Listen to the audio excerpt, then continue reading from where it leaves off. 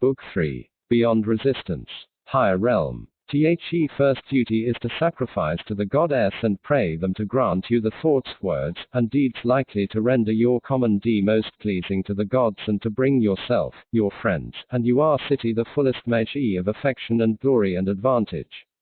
Xenophon, the cavalry commander. Angel Sintheabstract. The next few chapters are going to be about those invisible psychic forces that support and sustain us in our journey toward ourselves. I plan on using terms like muses and angels. Does that make you uncomfortable? If it does, you have my permission to think of angels in the abstract.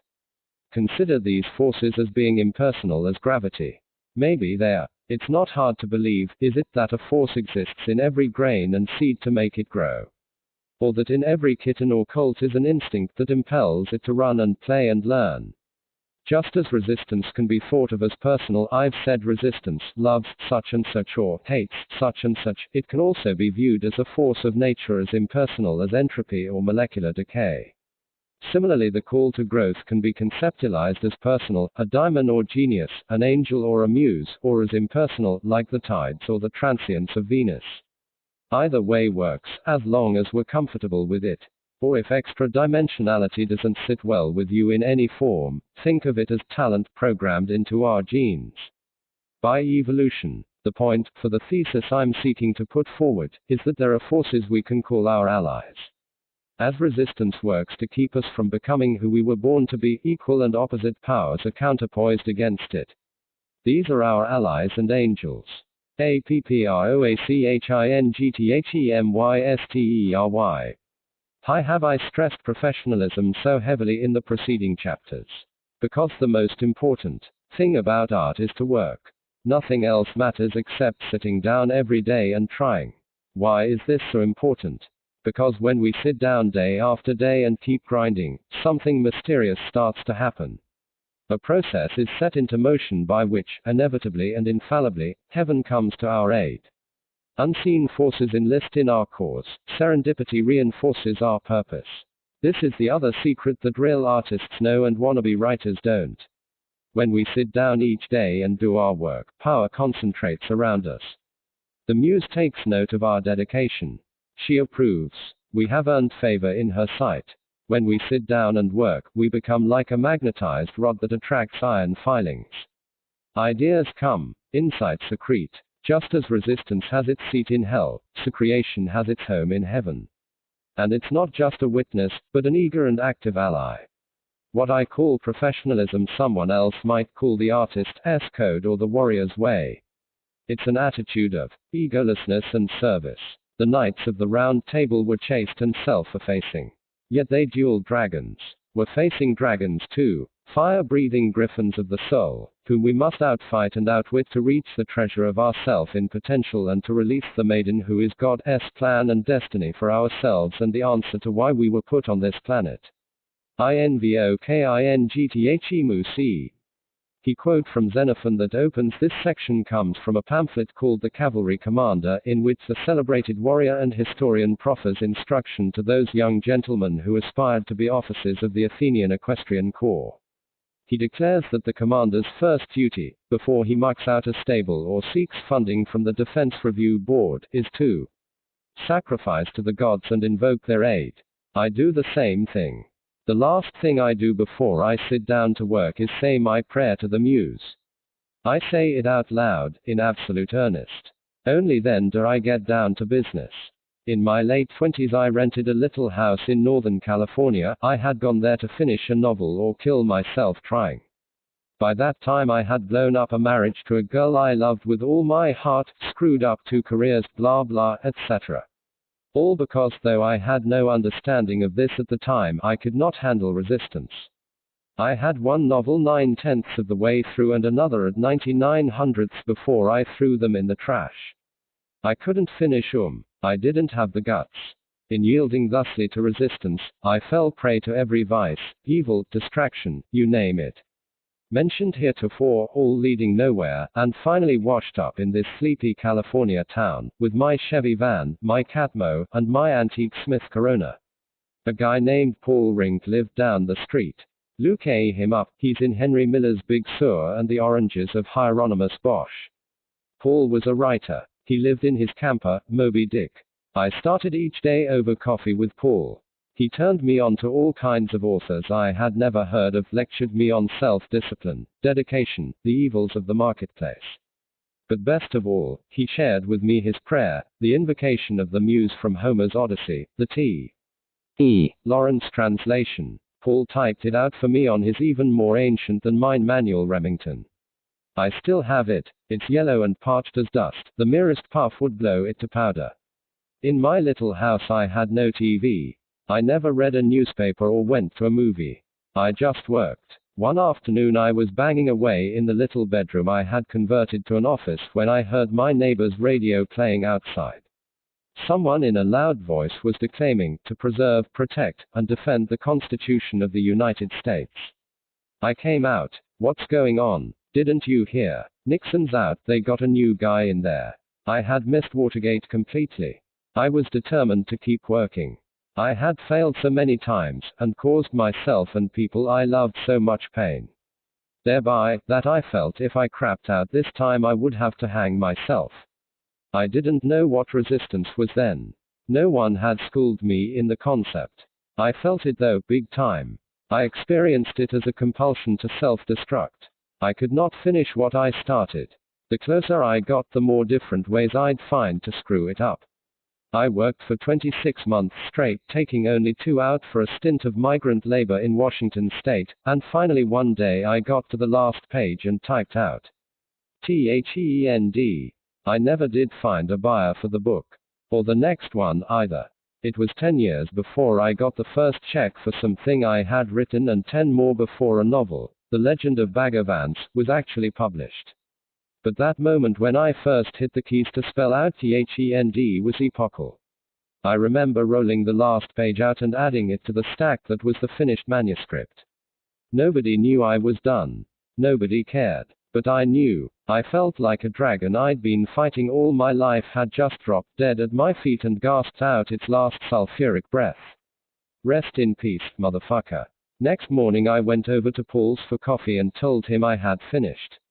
Good for you, he said without looking up. Start the next one today.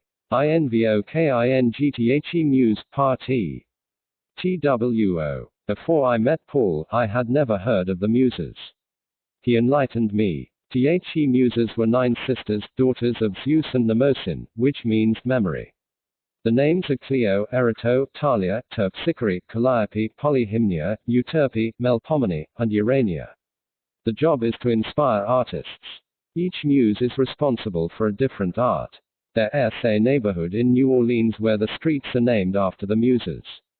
I lived there once and had no idea. I thought they were just weird names. Here's Socrates, in Plato's Phaedrus, on the noble effect of heaven-sent madness. The third type of possession and madness is possession by the muses. When this seizes upon a gentle and virgin soul, it rouses it to inspired expression in lyric and other sorts of poetry, and glorifies countless deeds of the heroes of old for the instruction of posterity. But if a man comes to the door of poetry untouched by the madness of the muses, believing that technique alone will make him a good poet, he and his sane compositions never reach perfection, but are utterly eclipsed by the performances of the inspired madman. The Greek way of apprehending the mystery was to personify it. The ancients sensed powerful primordial forces in the world. To make them approachable, they gave them human faces. They called them Zeus, Apollo, Aphrodite. American Indians felt the same mystery but rendered it in animistic forms: bear teacher, hawk messenger, coyote trickster. Our ancestors were keenly cognizant of forces and energies whose seat was not in this material sphere but in a loftier, more mysterious one. What did they believe about this higher reality? First, they believed that death did not exist there. The gods are immortal. The gods, though not unlike humans, are infinitely more powerful. To defy their will is futile. To act toward heaven with pride is to call down calamity. Time and space display an altered existence in this higher dimension. The gods travel, swift as thought. They can tell the future, some of them, and though the playwright Agathon tells us. This alone is denied to God. The power to undo the past. Yet the immortals can play tricks with time, as we ourselves may sometimes, in dreams or visions. The universe, the Greeks believed, was not indifferent. The gods take an interest in human affairs, and intercede for good or ill in our designs. The contemporary view is that all this is charming but preposterous. Is it? Then answer this. Where did Hamlet come from? Where did the Parthenon come from? Where did nude descending a staircase come from? Testament of a visionary. Eternity is in love with the creations of time. William Blake. He visionary poet William Blake was, so first understand, one of those half-mad avatars who appear in flesh. From time to time savants capable of ascending for brief periods to loftier planes and returning to share the wonders they have seen. Shall we try to decipher the meaning of the verse above? What Blake means by eternity, I think, is the sphere higher than this one, a plane of reality superior to the material dimension in which we dwell. In eternity, there is no such thing as time, or Blake's syntax wouldn't distinguish it from eternity, and probably no space either. This plane may be inhabited by higher creatures, or it may be pure consciousness or spirit. But whatever it is, according to Blake, it is capable of being in love. Quote, if beings inhabit this plane, I take Blake to mean that they are incorporeal. The why don't have bodies, but they have a connection to the sphere of time, the one we live in. These gods or spirits participate in this dimension. The why take an interest in it. Eternity is in love with the creations of time means, to me, that in some way these creatures of the higher sphere, or the sphere itself, in the abstract, take joy in what we time-bound beings can bring forth into physical existence in our limited material sphere. It may be pushing the envelope, but if these beings take joy in the creations of time, might they not also nudge us a little to produce them? If that's true, then the image of the muse whispering inspiration in the artist's ear is quite apartment. The timeless communicating to the time-bound. By Blake's model, as I understand it, it's as though the Fifth Symphony existed already in that higher sphere, before Beethoven sat it down and played da-da-da-dum. The catch was this: the work existed only as potential, without a body, so to speak. It wasn't music yet. You couldn't play it. You couldn't hear it. It needed someone. It needed a corporeal being, a human, an artist, or more precisely a genius, in the Latin sense of soul or animating spirit, to bring it into being on this material plane. So the muse whispered in Beethoven's ear. Maybe she hummed a few bars into a million other ears. But no one else heard her. Only Beethoven got it. He brought it forth. He made the Fifth Symphony a creation of time, which eternity could be in love with. So that eternity, whether we conceive of it as God, pure consciousness, infinite intelligence, omniscient spirit, or if we choose to think of it as beings, gods, spirits, avatars, when it or they hear somehow the sounds of earthly music, it brings them joy. In other words, Blake agrees with the Greeks. The gods do exist. They do penetrate our earthly sphere. Which brings us back to the muse. The muse, remember, is the daughter of Zeus, father of the gods, and memory, Mnemosyne. That's a pretty impressive pedigree. I'll accept those credentials. I'll take Xenophon at his word. Before I sit down to work, I'll take a minute and show respect to this unseen power who can make or break me. Invokingthe muse, part Thie. Artists have invoked the muse since time immemorial. Theory is great wisdom to this. Theory is magic to effacing our human arrogance and humbly entreating help from a source we cannot see, hear, touch, or smell. Here's the start of Homer's Odyssey, the T.E. Lawrence translation. O divine poesy, goddess, daughter of Zeus, sustain for me this song of the various-minded man who, after he had plundered the innermost citadel of hallowed Troy, was made to stray grievously about the coasts of men, the sport of the customs, good and bad, while his heart, through all the seafaring, ached with an agony to redeem himself and bring his company safe home. Vain hope for them. The fools, their own witlessness cast him aside. To destroy for meat the oxen of the most exalted sun, wherefore the sun god blotted out the day of their return. Make this tale live for us in all its many bearings, O Muse. This passage will reward closer study. First, divine poesy. We invoke the Muse we a Kalin G on a 4 key, not just fro ma different plan e of reality, but from a holier plane. Goddess, daughter of Zeus. Not only are we invoking divine intercession, but intercession on the highest level, just one remove from the top. Sustain for me. Homar does T ask for brilliancy or success. He just wants to keep this thing going. This song, Ta Ti Abu Ti cover it. Throw the brothers Karama carrot over to your new venture. In the plumbing supply business. I love the summitio n of Odysseus trial that comprises the body of the invocation.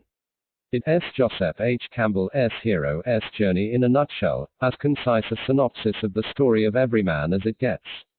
There's the initial crime, which we all inevitably commit, which ejects the hero from his homebound complacency and propels him upon his wanderings, the yearning for redemption, the untiring campaign to get home, meaning back to God's grace, back to himself. I admire particularly the warning against the second crime, to destroy for meat the oxen of the most exalted Son. That's the felony that calls down soul destruction, the employment of the sacred for profane means. Prostitution. Selling out. Lastly, the artist's wish for his work, make this tale live for us in all its many bearings, O Muse. That's what we want, isn't it? More than make it great, make it live. And not from one angle only, but in all its many bearings. Okay, we've said our prayer, we're ready to work. Now what? The Maggie C of Macon G.A. Concerning all acts of initiative and creation, there is one elementary truth, the ignorancy of which kills countless ideas and splendid plans, that the moment one definitely commits oneself, then providence moves too. All sorts of things occur to help one that would not otherwise have occurred. A whole stream of events issues from the decision, raising in one's favor are all manner of unforeseen incidents and meeting and material assistance which no man would have dreamed would come his way. I have learned a deep respect for one of Goethe's couplets, whatever you can do, or dreher you can't begin it. Boldness has genius, magic, and power in it. Begin it now. W. H. Murray. The Scottish Himalayan Expedition. Did you ever see Wings of Desire, Wim Wenders's film about angels among us? City of Angels with Meg Ryan and Nicolas Cage was the American version. I believe it. I believe there are angels. They're here, but we can't see them. Angels work for God. It's the job to help us. Wake us up. Bump us along. Angels are agents of evolution. The Kabbalah describes angels as bundles of light, meaning intelligence, consciousness. Kabbalists believe that above every blade of grass is an angel crying, grow. Grow. I'll go further. I believe that above the entire human race is one super angel crying, evolve. Evolve. Angels are like muses. They know stuff we don't. They want to help us. They're on the other side of a pane of glass, shouting to get our attention. But we can't hear them. We're too distracted by our own nonsense. But when we begin, when we make a start, when we conceive an enterprise and commit to it in the face of our fears, something wonderful happens. A crack appears in the membrane. Like the first craze when a chick pecks at the inside of its shell. Angel midwives congregate around us, they assist as we give birth to ourselves, to that person we were born to be, to the one whose destiny was encoded in our soul, our diamond, our genius. When we make a beginning, we get out of our own way. And allow the angels to come in and do the job. They can speak to us now and it makes them happy. It makes God happy. Eternity, as Blake might have told us, has opened a portal into time. And we're it. The magic OFKEEPING go and G. Can I finish a day's work, I head up into the hills for a hike. I take a pocket tape recorder because I know that as my surface mind empties with the walk, another part of me will chime in and start talking. The word leer on page 342, it should be ogle. You repeated yourself in chapter 21. The last sentence is just like that one in the middle of chapter 7. That's the kind of stuff that comes. It comes to all of us, every day, every minute. These paragraphs I'm writing now were dictated to me yesterday, they replace a prior, weaker opening to this chapter. I'm unspooling the new improved version now, right off the recorder. This process of self-revision and self-correction is so common we don't even notice. But it's a miracle, and its implications are staggering. Who's doing this revising anyway? What force is yanking at our sleeves? What does it tell us about the architecture of our psyches? That without our exerting effort or even thinking about it, some voice in our head pipes up to counsel us and counsel us wisely on how to do our work and live our lives. Whose voice is it? What software is grinding away, scanning gigabytes while we, our mainstream selves, are otherwise occupied? Are these angels? Are they muses? Is this the unconscious? The self? Whatever it is, it's smarter than we are. A lot smarter. It doesn't need us to tell it what to do. It goes to work all by itself. It seems to want to work. It seems to enjoy it. What exactly is it doing? It's organizing. The principle of organization is built into nature. Chaos itself is self-organizing. Out of primordial disorder, stars find their orbits, rivers make their way to the sea. When we, like God, set out to create a universe, a book, an opera, a new business venture, the same principle kicks in. Our screenplay resolves itself into a 3-act structure, our symphony takes shape into movements, our plumbing supply venture discovers its optimum chain of command. How do we experience this? By having ideas. Insights pop into our heads while we're shaving or taking a shower, or even, amazingly, while we're actually working. The elves behind this are smart. If we forget something, they remind us. If we veer off course, they trim the tabs and steer us back. What can we conclude from this? Clearly some intelligence is at work, independent of our conscious mind and yet in alliance with it, processing our material for us and alongside us. This is why artists are modest. They know they're not doing the work, they're just taking dictation. It's also why non-creative people hate creative people. Because they're jealous. They sense that artists and writers are tapped into some grid of energy and inspiration that they themselves cannot connect with. Of course, this is nonsense. We're all creative. We all have the same psyche. The same everyday miracles are happening in all our heads day by day, minute by minute. Largo. In my 20s I drove tractor trailers for a company called Burton Lines in Durham, North Carolina. I wasn't very good at it. My self-destruction demons had me. Only blind luck kept me from killing myself and any other poor suckers who happened to be on the highway at the same time. It was a tough period. I was broke, estranged from my wife and my family. One night I had this dream. I was part of the crew of an aircraft carrier. Only the ship was stuck on dry land. It was still launching its jets and doing its thing, but it was marooned half a mile from the ocean. The sailors all knew how screwed up the situation was. They felt it as a keen and constant distress. The only bright spot was there was a Marine gunnery sergeant on board nicknamed Largo. In the dream it seemed like the coolest name anyone could possibly have. Largo. I loved it. Largo was one of those hardcore senior noncoms like the Burt Lancaster character, Warden, in From Here to Eternity. The one guy on the ship who knows exactly what's going on, the tough old Sarge who makes all the decisions and actually runs the show. But where was Largo? I was standing miserably by the rail when the captain came over and started talking to me. Even he was lost. It was his ship, but he didn't know how to get it off dry land. I was nervous, finding myself in conversation with the brass, and couldn't think of a thing to say. The skipper didn't seem to notice. He just turned to me casually and said, "What the hell are we gonna do, Largo?" I woke up electrified. I was Largo. I was the salty old gunny. The power to take charge was in my hands, all I had to do was believe it. Where did this dream come from? Plainly its intent was benevolent. What was its source? And what does it say about the workings of the universe that such things happen at all? Again, we all had dreams like that. Again, the common as dirt. So is the sunrise. That doesn't make it any less a miracle. Before I got to North Carolina I worked in the oil fields around Buras, Louisiana. I lived in a bunkhouse with a bunch of other transient geeks. One guy had picked up a paperback about meditation in a bookstore in New Orleans. He was teaching me how to do it. I used to go out to this dock after work and see if I could get into it.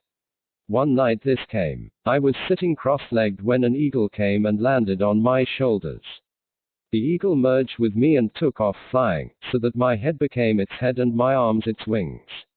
It felt completely authentic. I could feel the air under my wings, as solid as water feels when you row in it with an oar. It was substantial. You could push off against it.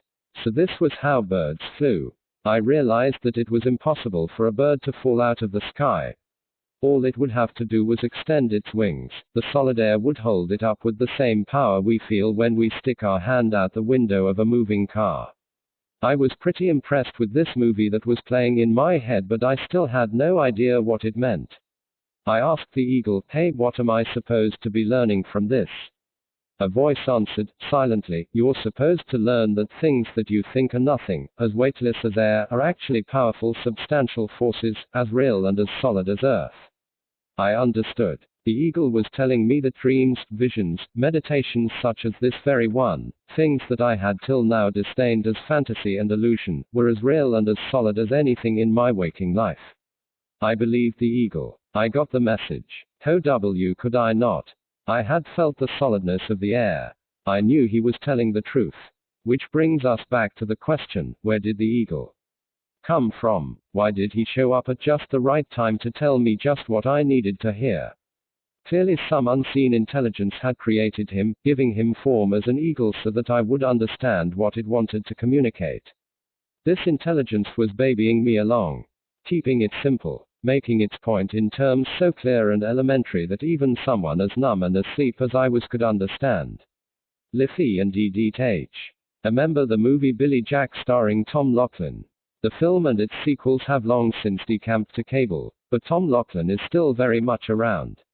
In addition to his movie work, he's a lecturer and author and a Jungian-schooled psychologist whose specialty is working with people who have been diagnosed with cancer. Tom Laughlin teaches and leads workshops. Here's a paraphrase of something I heard him say. The moment a person learns he's got terminal cancer, a profound shift takes place in his psyche. At one stroke in the doctor's office he becomes aware of what really matters to him. Things that 60 seconds earlier had seemed all important suddenly appear meaningless, while people and concerns that he had till then dismissed at once take on supreme importance. Maybe, he realizes, working this weekend on that big deal at the office isn't all that vital. Maybe it's more important to fly cross-country for his grandson's graduation. Maybe it isn't so crucial that he have the last word in the fight with his wife. Maybe instead he should tell her how much she means to him and how deeply he has always loved her. Other thoughts occur to the patient diagnosed as terminal. What about that gift he had for music? What became of the passion he once felt to work with the sick and the homeless? Why do these unlived lives return now with such power and poignancy? Faced with our imminent extinction, Tom Laughlin believes all assumptions are called into question. What does our life mean? Have we lived it right? Are there vital acts we've left unperformed, crucial words unspoken? Is it too late? Tom Laughlin draws a diagram of the psyche, a Jungian-derived model that looks something like this. DIVINE ground D. The ego, Jung tells us, is that part of the psyche that we think of as I. Our conscious intelligence. Our everyday brain that thinks, plans, and runs the show of our day-to-day life. The self, as Jung defined it, is a greater entity, which includes the ego but also incorporates the personal and collective unconscious. Dreams and intuitions come from the self. The archetypes of the unconscious dwell there. It is, Jung believed, the sphere of the soul. What happens in that instant when we learn we may soon die, Tom Laughlin contends, is that the seat of our consciousness shifts. It moves from the ego to the self. The world is entirely new, viewed from the self.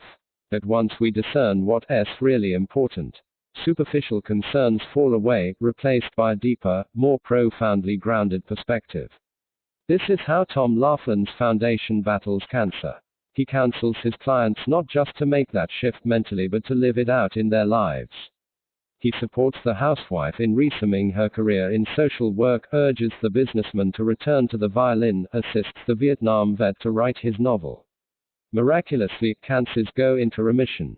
People recover. Is it possible, Tom Laughlin asks, that the disease itself evolved as a consequence of actions taken or not taken in our lives? Could our unlived lives have exacted their vengeance upon us in the form of cancer? And if they did, can we cure ourselves now by living these lives out? THEEGO and DTHE cell F. S. What I think.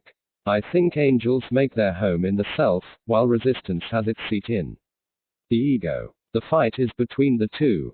The self wishes to create, to evolve. The ego likes things just the way they are. What is the ego, anyway? Since this is my book, I'll define it my way. The ego is that part of the psyche that believes in material existence. The ego's job is to take care of business in the real world. It's an important job. We couldn't last a day without it. But there are worlds other than the real world, and this is where the ego runs into trouble. Here's what the ego believes. 1. Death is real. The ego believes that our existence is defined by our physical flesh. When the body dies, we die. There is no life beyond life. 2. Time and space are real. The ego is analog. It believes that to get from A to Z we have to pass through B, C, and D. To get from breakfast to supper we have to live the whole day. 3. Every individual is different and separate from every other. The ego believes that I am distinct from you. The twain cannot meet. I can hurt you and it won't hurt me. 4. The predominant impulse of life is self-preservation. Because our existence is physical and thus vulnerable to innumerable evils, we live and act out of fear in all we do. It is wise, the ego believes, to have children to carry on our line when we die, to achieve great things that will live after us, and to buckle our seat belts. 5. There is no God. No sphere exists except the physical and no rules apply except those of the material world. These are the principles the ego lives by. They are sound, solid principles. Here's what the self believes. 1. Death is an illusion. The soul endures and evolves through infinite manifestations. 2. Time and space are illusions. Time and space operate only in the physical sphere, and even here, don't apply to dreams, visions, transports. In other dimensions we move, swift as thought, and inhabit multiple planes simultaneously. 3. All beings are one. If I hurt you, I hurt myself. 4. The supreme emotion is love. Union and mutual assistance are the imperatives of life. We are all in this together. 5. God is all there is. Everything that is God in one form or another. God, the divine ground, is that in which we live and move and have our being.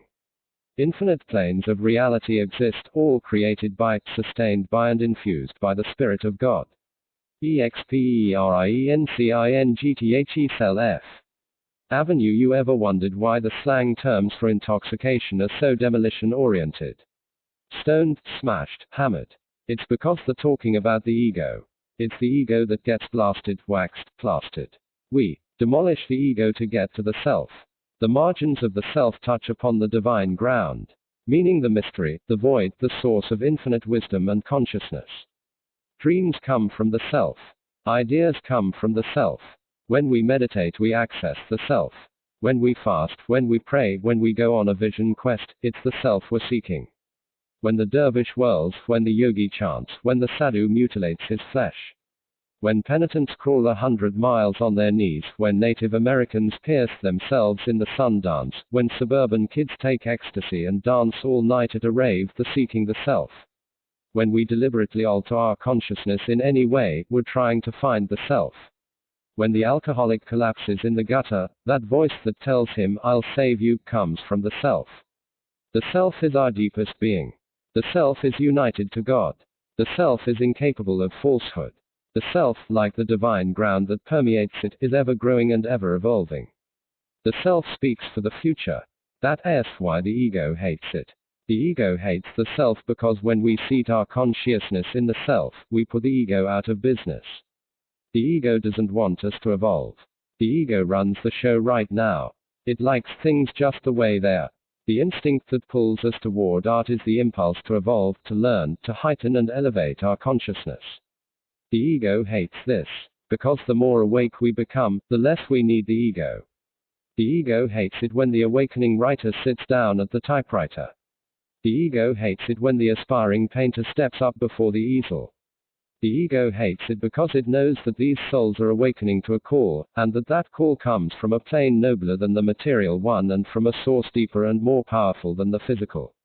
The ego hates the prophet and the visionary because they propel the race upward. The ego hated Socrates and Jesus, Luther and Galileo, Lincoln and JFK and Martin Luther King. The ego hates artists because they are the pathfinders and bearers of the future, because each one dares, in James Joyce's phrase, to forge in the smithy of my soul the uncreated conscience of my race. Such evolution is life-threatening to the ego. It reacts accordingly. It summons its cunning, marshals its troops.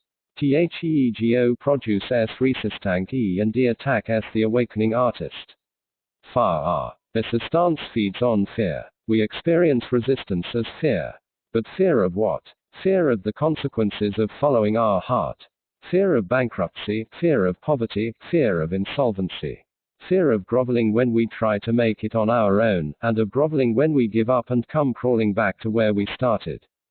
Fear of being selfish, of being rotten wives or disloyal husbands, fear of failing to support our families, of sacrificing the dreams for ours. Fear of betraying our race, our hood, our homies. Fear of failure. Fear of being ridiculous. Fear of throwing away the education, the training, the preparation that those we love have sacrificed so much for, that we ourselves have worked our butts off for. Fear of launching into the void, of hurtling too far out there, fear of passing some point of no return, beyond which we cannot recant, cannot reverse, cannot rescind, but must live with this cocked-up choice for the rest of our lives. Fear of madness. Fear of insanity. Fear of death. These are serious fears. But they're not the real fear. Not the master fear, the mother of all fears that's so close to us that even when we verbalize it we don't believe it. Fear that we will succeed. TWE can access S the power SWE secretor Y no WWE possess. That we can become the person we sense in our hearts we truly are. This is the most terrifying prospect a human being can face, because it ejects him at one go. He imagines, from all the tribal inclusions his psyche is wired for and has been for 50 million years. We fear discovering that we are more than we think we are. More than our parents, children, teachers think we are. We fear that we actually possess the talent that our still, small voice tells us. That we actually have the guts, the perseverance, the capacity. We fear that we truly can steer our ship, plant our flag, reach our promised land. We fear this because, if it's true, then we become estranged from all we know. We pass through a membrane. We become monsters and monstrous. We know that if we embrace our ideals, we must prove worthy of them. And that scares the hell out of us. What will become of us? We will lose our friends and family, who will no longer recognize us. We will wind up alone, in the cold void of starry space, with nothing and no one to hold on to. Of course, this is exactly what happens. But here's the trick. We wind up in space, but not alone. Instead, we are tapped into an unquenchable, undepletable, inexhaustible source of wisdom, consciousness, companionship. Yeah, we lose friends. But we find friends too, in places we never thought to look. And they're better friends, truer friends. And we're better and truer to them. Do you believe me? THEAUTHENTIC Do you have kids? You know that not one of them popped out as tabula rasa, a blank slate. Each came into this world with a distinct and unique personality, an identity so set that you can fling stardust and great balls of fire at it and not morph it by one micro dot. Each kid was who he was. Even identical twins, constituted of the exact same genetic material, were radically different from Dar Y1 and always would be. Personally, I'm with Wordsworth. Our birth is but a sleep and a forgetting, the soul that rises with us, our life's star, hath had elsewhere its setting. And cometh from afar, not in entire forgetfulness, and not in utter nakedness. But trailing clouds of glory do we come, from God who is our home. In other words, none of us are born as passive generic blogs waiting for the world to stamp its imprint on us. Instead, we show up possessing already a highly refined and individuated soul. Another way of thinking of it is this: we're not born with unlimited choices. We can't be anything we want to be. We come into this world with a specific personal destiny. We have a job to do, a calling to enact, a self to become. We are who we are from the cradle, and we're stuck with it. Our job in this lifetime is not to shape ourselves into some ideal we imagine we ought to be, but to find out who we already are and become it. If we were born to paint, it's our job to become a painter. If we were born to raise and nurture children, it's our job to become a mother. If we were born to overthrow the order of ignorance and injustice of the world, it's our job to realize it and get down to business. Terita Yversushierarchy. In the animal kingdom, individuals define themselves in one of two ways: by their rank within a hierarchy, a hen in a pecking order, a wolf in a pack, or by the connection to a territory, a home base, a hunting ground, a turf.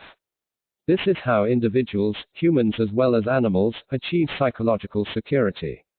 They know where they stand. The world makes sense. Of the two orientations, the hierarchical seems to be the default setting. It's the one that kicks in automatically when we're kids. We run naturally in packs and cliques, without thinking about it. We know who's the top dog and who's the underdog. And we know our own place. We define ourselves, instinctively it seems, by our position within the schoolyard, the gang, the club. It is only later in life, usually after a stern education in the University of Hard Knocks, that we begin to explore the territorial alternative. For some of us, this saves our lives. Thehierarchicalorientation. Most of us define ourselves hierarchically and don't even know it. It's hard not to. School, advertising, the entire materialist culture drills us from birth to define ourselves by others' opinions. Drink this beer, get this job, look this way, and everyone will love you. What is a hierarchy, anyway? Hollywood is a hierarchy. So are Washington, Wall Street, and the daughters of the American Revolution. High school is the ultimate hierarchy. And it works. In a pond that's small, the hierarchical orientation succeeds. The cheerleader knows where she fits, as does the dweeb in the chess club. Each has found a niche. The system works. There is a problem with the hierarchical orientation, though. When the numbers get too big, the thing breaks down. A pecking order can hold only so many chickens. In Massapequa High, you can find your place. Move to Manhattan, and the trick no longer works. New York City is too big to function as a hierarchy. So is IBM. So is Michigan State.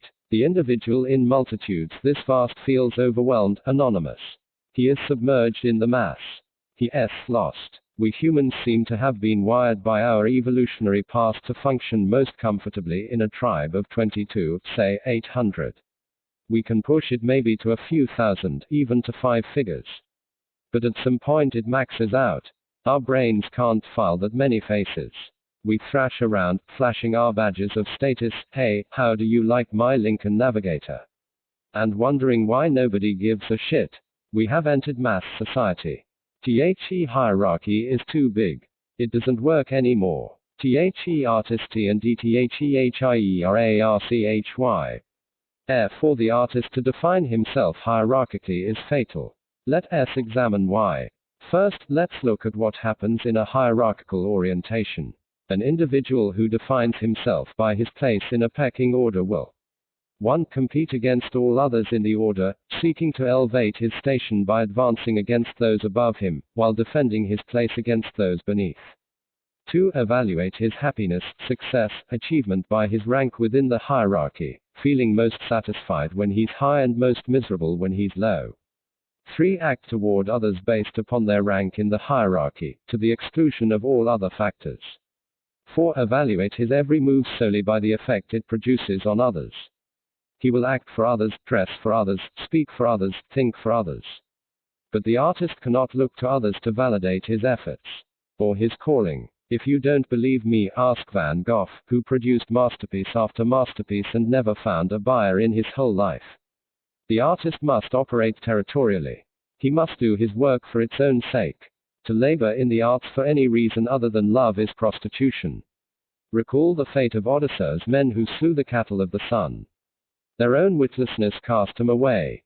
The fools, to destroy for meat the oxen of the most exalted sun, wherefore the sun god blotted out the day of their return. In the hierarchy, the artist faces outward. Meeting someone new, he asks himself, what can this person do for me? How can this person advance my standing? In the hierarchy, the artist looks up and looks down. The one place he can't look is that place he must within. Thedefinition of HACK. Learned this from Robert McKee. A hack, he says, is a writer who second guesses his audience. When the hack sits down to work, he doesn't ask himself what's in his own heart. He asks what the market is looking for. The hack condescends to his audience. He thinks he's superior to them. The truth is, he's scared to death of them, or, more accurately, scared of being authentic in front of them, scared of writing what he really feels or believes, what he himself thinks is interesting. He's afraid it won't sell.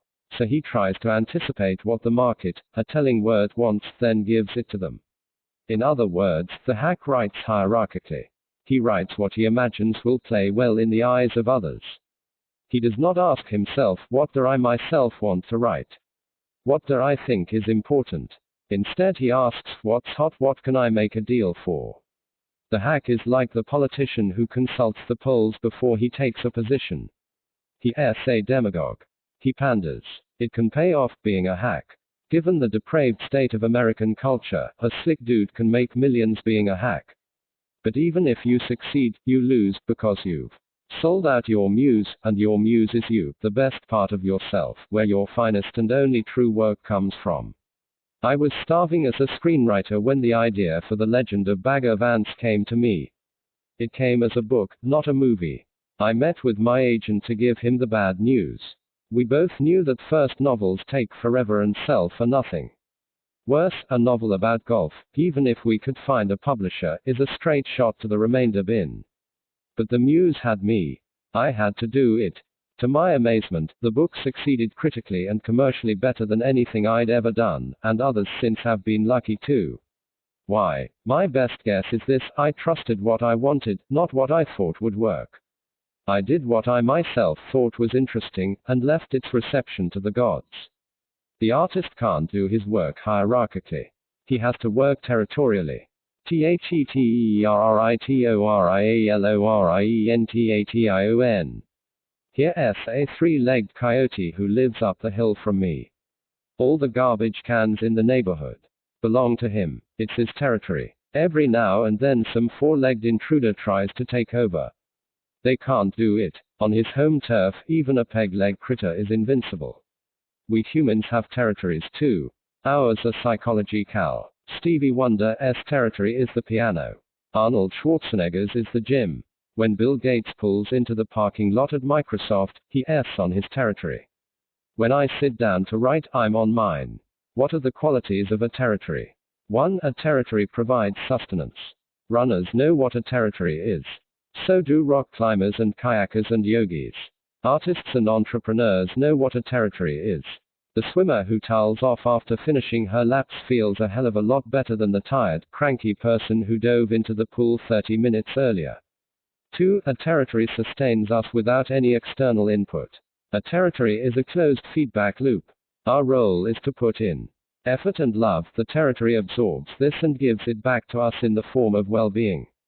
When experts tell us that exercise, or any other effort requiring activity, banishes depression, this is what they mean. 3. A territory can only be claimed alone. You can team with a partner, you can work out with a friend, but you only need yourself to soak up your territory's juice. 4. A territory can only be claimed by work. When Arnold Schwarzenegger hits the gym, he's on his own turf. But what made it his own are the hours and years of sweat he put in to claim it. A territory doesn't give, it gives back. 5. A territory returns exactly what you put in. Territories are fair. Every erg of energy you put in goes infallibly into your account. A territory never devalues. A territory never crashes. What you deposited, you get back dollar for dollar. What's your territory? The artist and the territory. The act of creation is by definition territorial. As the mother-to-be bears her child within her, so the artist or innovator contains her new life. No one can help her give it birth. But neither does she need any help. The mother and the artist are watched over by heaven. Nature's wisdom knows when it's time for the life within to switch from gills to lungs. It knows down to the nanosecond when the first tiny fingernails may appear. When the artist acts hierarchically, she short-circuits the muse. She insults her and pisses her off. The artist and the mother are vehicles, not originators. They don't create the new life, they only bear it. This is why birth is such a humbling experience. The new mom weeps in awe at the little miracle in her arms. She knows it came out of her but not from her, through her but not of her. When the artist works territorially, she reveres heaven. She aligns herself with the mysterious forces that power the universe and that seek, through her, to bring forth new life. By doing her work for its own sake, she sets herself at the service of these forces. Remember, as artists we don't know diddly. We winging it every day. For us to try to second-guess our muse the way a hack second-guesses his audience is condescension to heaven. It's blasphemy and sacrilege. Instead, let's ask ourselves, like that new mother, what do I feel growing inside me? Let me bring that forth, if I can, for its own sake and not for what it can do for me or how it can advance my standing. THEDIFFEIENCEBETWEN Territor YNDHIERARCHY. How can we tell if our orientation is territorial or hierarchical? One way is to ask ourselves, if I were feeling really anxious, what would I do? If we would pick up the phone and call 6 friends, one after the other, with the aim of hearing their voices and reassuring ourselves that they still love us, we're operating hierarchically. We'd be seeking the good opinion of others. What would Arnold Schwarzenegger do on a freaky day? He wouldn't phone his buddies, he'd head for the gym. He wouldn't care if the place was empty, if he didn't say a word to a soul. He knows that working out all by itself is enough to bring him back to his center. His orientation is territorial. Here's another test. Of any activity you do, ask yourself, if I were the last person on earth, would I still do it? If you're all alone on the planet, a hierarchical orientation makes no sense. There's no one to impress. So, if you still pursue that activity, congratulations. You're doing it territorially. If Arnold Schwarzenegger were the last man on earth, he'd still go the gym. Stevie Wonder would still pound the piano. The sustenance they get comes from the act itself, not from the impression it makes on others. I have a friend who's nuts for clothes. If she were the last woman on earth, she would shoot straight to Givenchy or Saint Laurent, smash her way in, and start pillaging. In her case, it wouldn't be to impress others. She just loves clothes. That's her territory. Now what about ourselves as artists? How do we do our work? Hierarchically or territorially? If we were freaked out, would we go there first? If we were the last person on earth, would we still show up at the studio, the rehearsal hall, the laboratory? THESUPREME Virtue. One once asked the Spartan king Leonidas to identify the supreme warrior virtue from which all others flowed. He replied, contempt for death. For us as artists, read failure. Contempt for failure is our cardinal virtue. By confining our attention territorially to our own thoughts and actions, in other words, to the work and its demands, we cut the earth from beneath the blue-painted, shield-banging, spear-brandishing foe. The fruit sofour lavo r. Hen Krishna instructed Arjuna that we have a right to our labor but not to the fruits of our labor. He was counseling the warrior to act territorially, not hierarchically. We must do our work for its own sake, not for fortune or attention or applause. The end there's the third why proffered by the Lord of Discipline, which is beyond both hierarchy and territory. That is to do the work and give it to Him. Do it as an offering to God. Give the act to me. Purge of hope and ego. Fix your attention on the soul. Act and do for me. Work comes from heaven anyway. Why not give it back? To labor in this way, the Bhagavad Gita tells us, is a form of meditation and a supreme species of spiritual devotion. It also, I believe, conforms most closely to higher reality. In fact, we are servants of the mystery. We were put here on earth to act as agents of the infinite, to bring into existence that which is not yet, but which will be, through us. Every breath we take, every heartbeat, every evolution of every cell comes from God and is sustained by God every second, just as every creation, invention, every bar of music or line of verse, every thought, vision, fantasy, every dumbass flop and stroke of genius comes from that infinite intelligence that created us and the universe in all its dimensions, out of the void, the field of infinite potential, primal chaos, the muse. to acknowledge that reality, to efface all ego, to let the work come through us and give it back freely to its source, that, in my opinion, is as true to reality as it gets. Portraitofhe artist. In the end, we arrive at a kind of model of the artist's world, and that model is that there exist other, higher planes of reality, about which we can prove nothing, but from which arise our lives, our work, and our art. These spheres are trying to communicate with ours. When Blake said eternity is in love with the creations of time, he was referring to those planes of pure potential, which are timeless, placeless, spaceless, but which long to bring their visions into being here, in this time-bound, space-defined world. The artist is the servant of that intention, those angels, that muse. The enemy of the artist is the small-time ego, which begets resistance, which is the dragon that guards the gold. That's why an artist must be a warrior and, like all warriors, artists over time acquire modesty and humility. They may, some of them, conduct themselves flamboyantly in public. But alone with the work they are chaste and humble. They know they are not the source of the creations they bring into being. They only facilitate. They carry. They are the willing and skilled instruments of the gods and goddesses they serve. The artist live e. You a born writer. Were you put on earth to be a painter, a scientist, an apostle of peace? In the end, the question can only be answered by action. Do it or don't do it. It may help to think of it this way.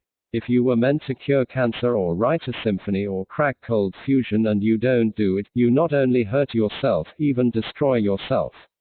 You hurt your children. You hurt me. You hurt the planet. You shame the angels who watch over you, and you spite the Almighty, who created you and only you with your unique gifts, for the sole purpose of nudging the human race 1 millimeter farther along its path back to God.